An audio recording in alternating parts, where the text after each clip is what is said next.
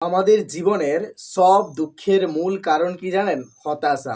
আমরা জীবনে যখনই হতাশ হয়ে পড়ি, তখনই দুঃখ আমাদের জীবনে প্রবেশ করতে আরম্ভ করে। আমরা জীবনে বিভিন্ন রকমভাবে হতাশ হয়ে পড়ি। কাউকে প্রপোজ করলাম, সে রিজেক্ট করে দিল, তখন আমরা হতাশ হয়ে পড়ি এবং আমরা ভাবতে আরম্ভ করি যে আমাদের ভেতরে বোধহয় কিছু দোষ আছে।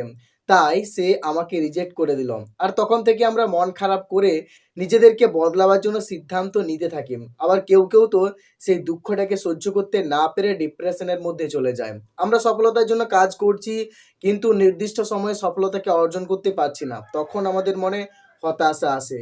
নিজেকে বদলাবার শত চেষ্টা করছি কিন্তু পারছি না। তখন হতাশা প্রবেশ করে। কোনো একটা খারাপ অভ্যাসকে ছাড়ার চেষ্টা করছি কিন্তু পারছি না। তখন হতাশা প্রবেশ করে। যখন খারাপ সময় আমাদের জীবনে প্রবেশ করে তখন হতাশা প্রবেশ করে।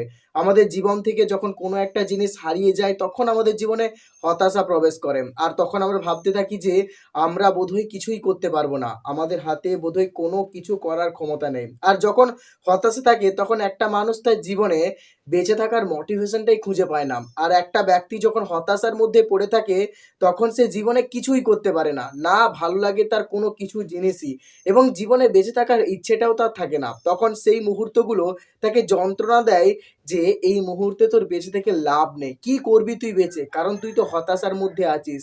আর এই হতাশার কারণগুলো দিনের পর দিন আমরাই সৃষ্টি করছি। আমরা চাইলেই পারি কিন্তু এই হতাশা থেকে বেরিয়ে আসতে। কিন্তু আমরা নিজেদেরকে পারছি না এই হতাশার কারণগুলো থেকে বের করতে। কারণ আমরা নিজেরাই তো কিছু কমফোর্ট জোনের মধ্যে অ্যাডিক্ট হয়ে গেছি। সবার প্রথমে শত চেষ্টা করে নিজেদের সমস্ত পরিশ্রম দিয়ে আমাদেরকে বিভিন্ন রকমের খারাপ অভ্যাস থেকে বেরিয়ে আসতে হবে। এই খারাপ অভ্যাসগুলোই কিন্তু তোমার জীবনে হতাশাকে নিয়ে আসছে, তোমার জীবনে ডিপ্রেশন নিয়ে আসছে। জীবনে যদি সুখে থাকতে চাও, নিজের জীবনটাকে ভালোভাবে পরিচালনা করতে চাও, তবে ডিসিপ্লিনের সঙ্গে চলো।